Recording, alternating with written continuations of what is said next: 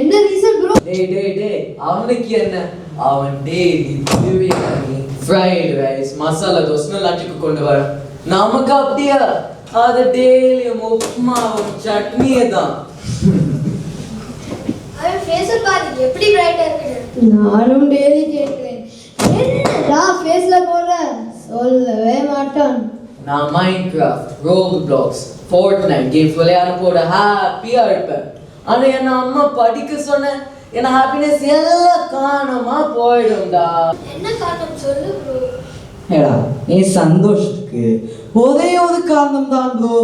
Last week நான் சர்ச்சுக்கு போகும்போது ஹோலி ஸ்பிரிட் நான் அனாயிட் பண்ணாங்க bro. Wait Holy Spirit anointing அப்படின்னா என்ன? கடவுளே நமக்குள்ள வந்து நம்மோட வாழ்வார், அதுதான் அபிஷேகம். என்ன ப்ரோ சொல்ற? கடவுளே உங்களுக்குள்ள வந்தாரா? நமக்குள்ள வருவாரா? ஆமா, நம்ம எல்லாரும் பரிசுத்த ஆவியினுடைய ஆலயம். என்ன நாம் கடவுளோட வீடா? ஆமா டானியல், கடவுளே நமக்குள்ள வந்து தங்கி நமக்கு பலனை தராங்க.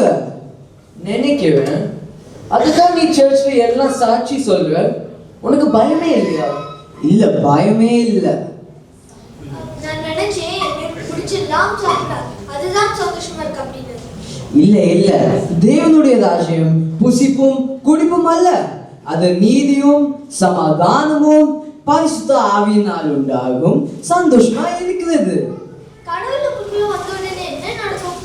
கடவுளே நமக்குள்ள வந்த உடனே அவருடைய நல்ல குணங்கள் எல்லாம் நமக்குள்ள வரும்.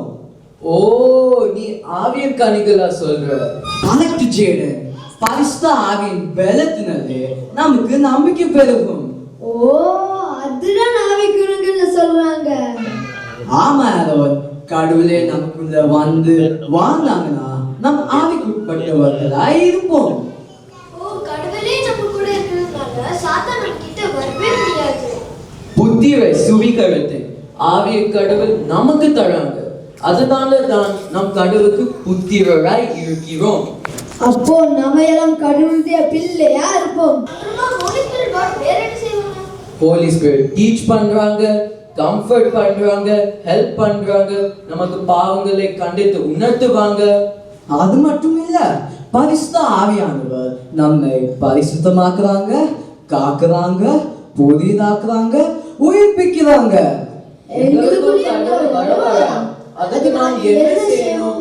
நீங்க தாகத்தோடு இயேசுப்பா கிட்ட கேட்கும் போது ஹோலி ஸ்பிரிட் உங்களுக்குள்ள வருவாங்க, உங்க கூடவே வாசம் பண்ணுவாங்க.